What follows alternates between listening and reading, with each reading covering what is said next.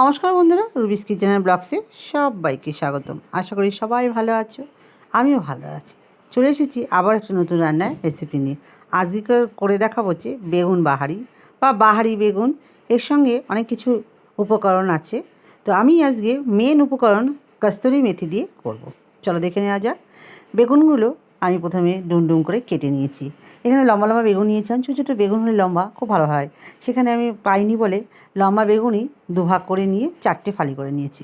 দিয়ে তেলের মধ্যে নুন হলুদ মাখিয়ে ভেজে নিয়েছি হালকা করে। ভেজে নেওয়ার পর ওই তেলে আমি গরম মশলা ফোড়ন দিয়ে নিয়েছিলাম আস্ত। গরম মশলার মধ্যে এখানে আছে একটা এলাচ, 2টো লবঙ্গ, একটা দারচিনি দিয়ে যে পেস্টটা বানিয়েছিলাম, একটা পেস্ট বানিয়েছিলাম। সেই পেস্টটা হলো সর্ষে, কাঁচা লঙ্কা, পোস্ত, কাজু বাদাম আর সাদা তিল দিয়ে একদম মিক্সটা বানিয়ে নিয়েছি। পেস্টটা বানিয়ে নেওয়ার পর এবার যেই তেলটা গরম করেছি গোটা গরম মশলা দিয়ে ওটার মধ্যে দিয়ে দেবো। দিয়ে ভালো করে নাড়ি চাড়িয়ে নিয়ে কিছু গুঁড়ো মশলা অ্যাড করব।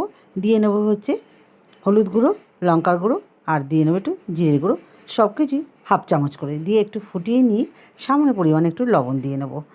আর যেহেতু বেগুনগুলো ভাজার সময় লবণ দিয়েছিলাম, সেই তেলেই ছিল, সেই জন্য লবণটা তোমরা আন্দাজ মতন দিয়ে নেবে। এবার আমি গুঁড়ো মশলাগুলো অ্যাড করার পর ভালো করে একটু নাড়িয়ে চাড়িয়ে মিশিয়ে নেব। একটু ফুটে গেলেই দিয়ে নেব হচ্ছে বাটার। তোমরা চাইলে দিতেও পারো, নাও দিতে পারো। যেহেতু আমি আবার পরে একটু ঘি ব্যবহার করব, অনেকে আবার বাটার খেতে পছন্দ করে না।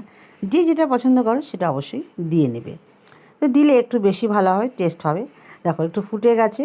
আর আমি আঁচটা একদম কমিয়ে রান্না করেছি, যেহেতু সর্ষে দেওয়া আছে। বেশি ফুটে গেলে সর্ষেটা তিতো হয়ে যাবে, সেই জন্য একটু হালকা ফুটে গেলে আমি 2 হাতার মতন দুধ দিয়ে নেব।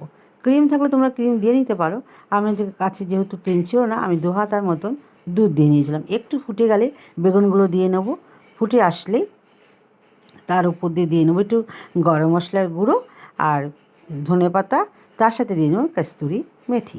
ভালো করে দিয়ে নাড়িয়ে চাড়িয়ে নামিয়ে নেব। তো বন্ধুরা, কেমন হয়েছে অবশ্যই কমেন্ট করে জানাবে। ভালো লাগলে একটা লাইক কমেন্ট শেয়ার করবে। আর নতুন যারা আছো অবশ্যই সাবস্ক্রাইব করে দেবে। আজকে এই পর্যন্ত। সবাই ভালো লাগলে অবশ্যই কিন্তু কমেন্ট করে জানাবে। চলো টাটা, গুড নাইট।